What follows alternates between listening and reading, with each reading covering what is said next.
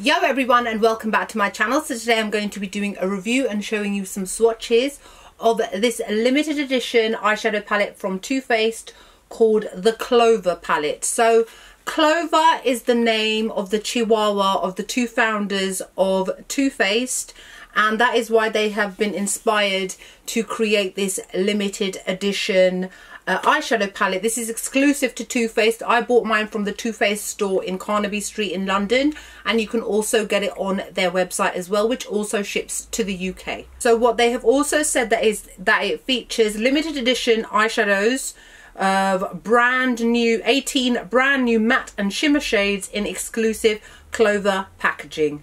And to celebrate the launch of their Clover palette, they are also donating $250,000 to the Best Friends Animal Society. So obviously it has been created with a very good cause in mind, so that a charity specifically towards animals benefits from some of the proceeds of this palette.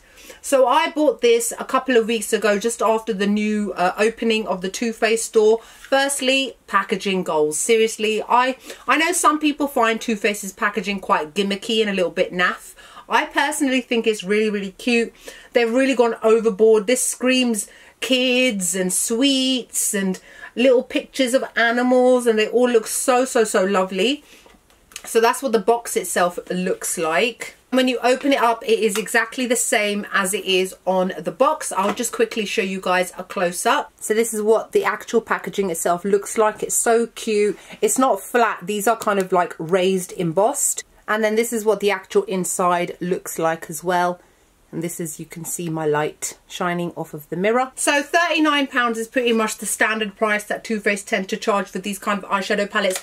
They're in their classic tin, in like the same way they do for their chocolate bar palettes and whatnot. A very nice variety of shades as well. I personally really like this palette. I think that the colours are cute, but they're still very wearable. They're a little bit different, but they're not too out there.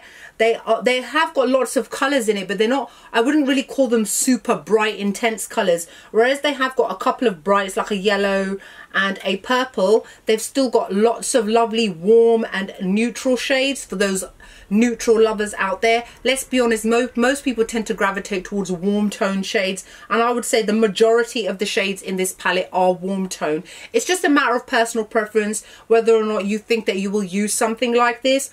Somebody like me, definitely would.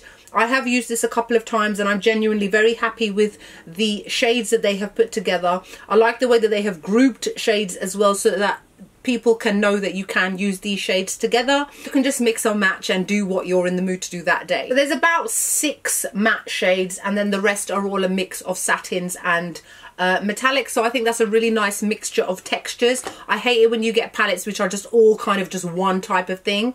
So that this means that you will not really have to reach for another product or another palette in order to get the desired effect that you want on your eyes at the time.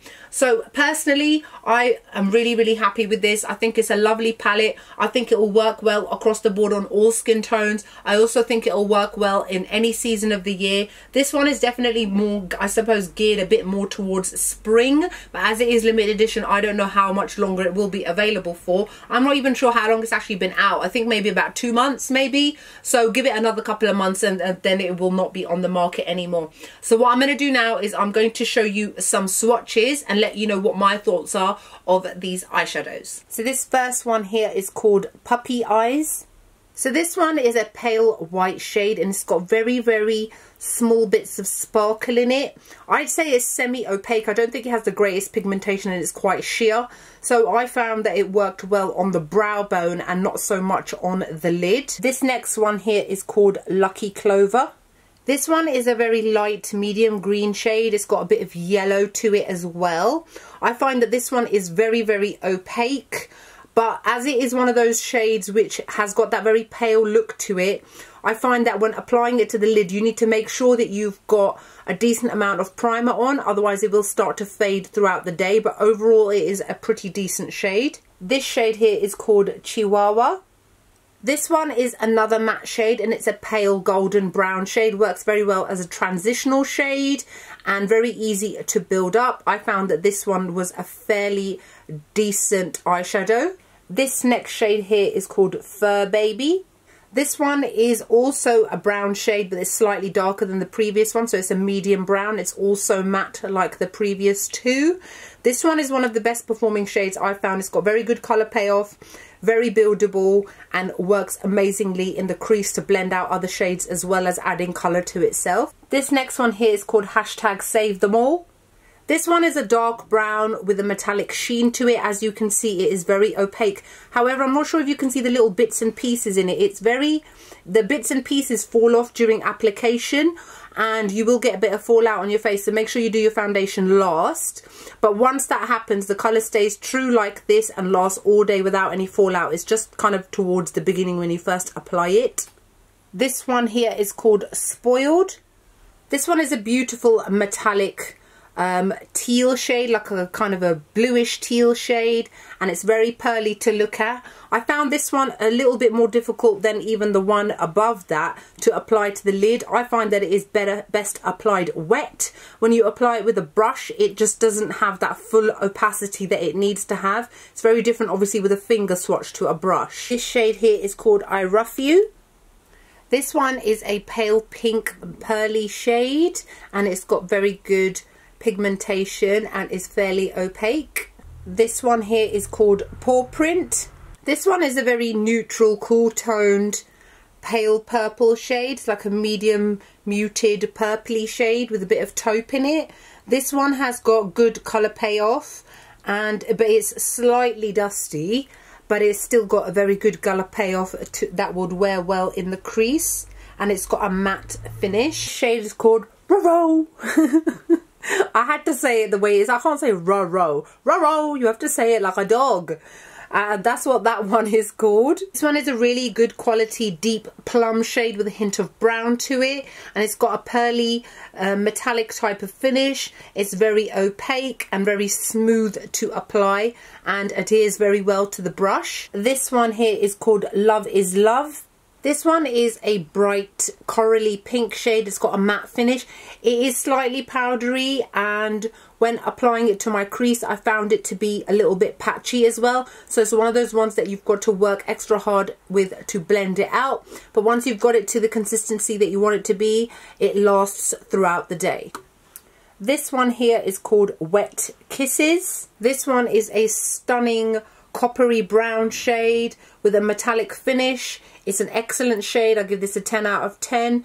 It's opaque, it's buttery, and it glides onto the eyes beautifully, and all you need is one layer for full shine. This shade on the end is called Woof. This one is a black shade, and it's got very, very, very fine particles of blue glitter in it, which does not translate onto the lid.